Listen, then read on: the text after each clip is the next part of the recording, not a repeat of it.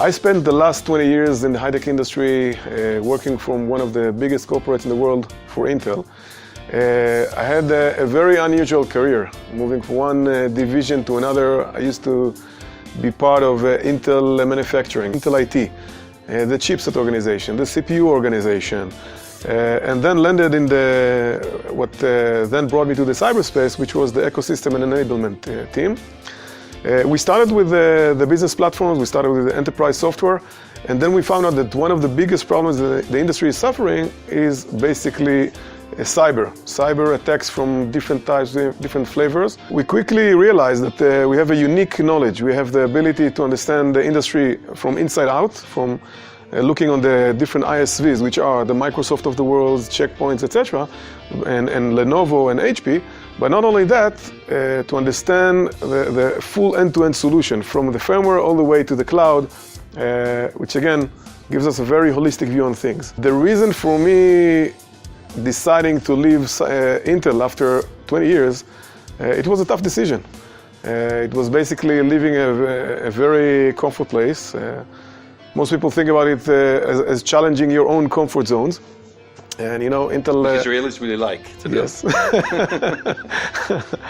But after a while, and after meeting my partner today, Ben Winner, I figured out that the best for me is to challenge myself and others and establish a new VC focused only on cybersecurity, where we do something which is very unique. We're not only investing in cyber startups externally, we're also conceiving some of those ideas internally, building a studio around them, and then forming a team and launching them as a separate startups. What is your philosophy of picking up the startups? What are you looking for? First and foremost, we believe that a cyber startup should be easy to explain. Easy to explain meaning if I'm asking my grandmother or my mother what is this startup doing, she should be able to explain it. Most people treat cyber as the thing, but they need to remember that cyber is something that should be very seamless to the end user. So number one is easy to explain, be able to explain it in plain English.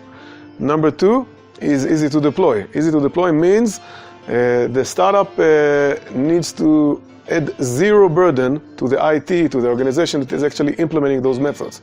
And number three, easy to use, which thinks basically on the end user, you and me, in the corporate world, in the automotive world, in the IoT world. It needs to be completely seamless. That's basically the three E's philosophy.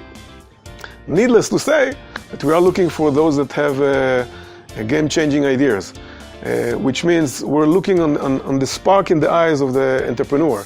If someone is coming and is very slow and lame and say, yeah, I want to make a change, it won't work. This person needs to have the spark in the eyes, how to drive the idea and how to implement it. Cyber in Israel is very hot. It's more than $1 billion has been invested in cyber companies. It's 22% growth year on year. Correct. Why is Israel so uniquely positioned in the cyberspace? Israel is positioned, I think, better than other locations in the world simply because we started early. Most people know that we live in a tough neighborhood.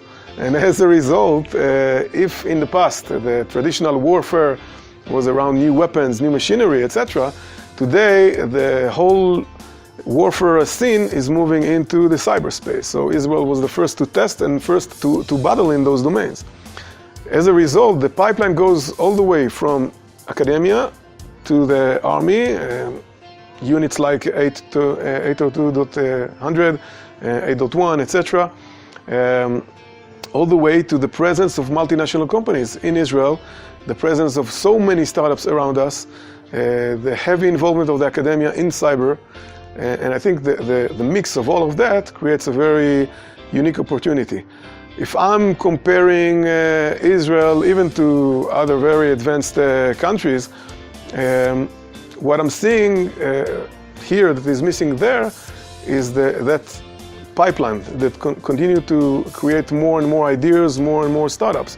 And that is different than other domains. Where do you feel that the cybersecurity field is moving in Israel in different verticals here? And what do you feel is Israel needs for the future in order to keep up its growth, in order to keep up being the number one in the field, and grow another 20% next year and next year and next year. We need to bring new people to the whole domain, and this is why we're looking and talking to you guys. We're looking for people who will make Aliyah, come to Israel, bring fresh blood, fresh perspectives.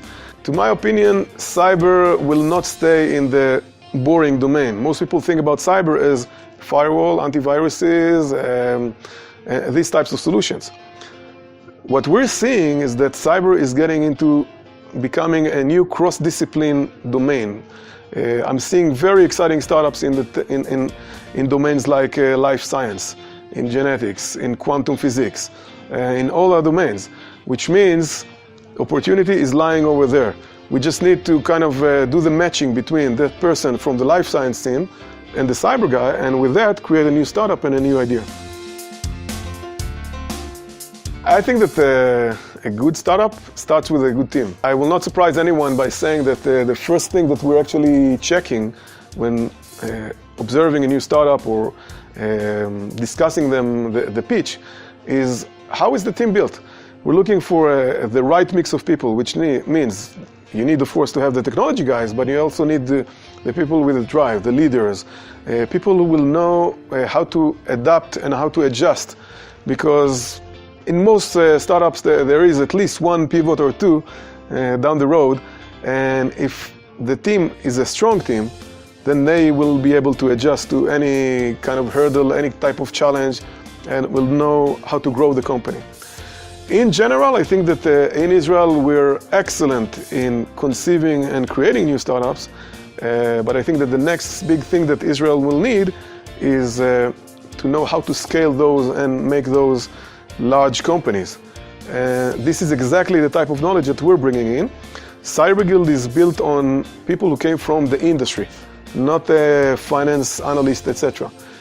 So we possess a good knowledge and a good experience of what the corporates are looking for and what is needed to grow the young startups to become something that will fit into their bloodline.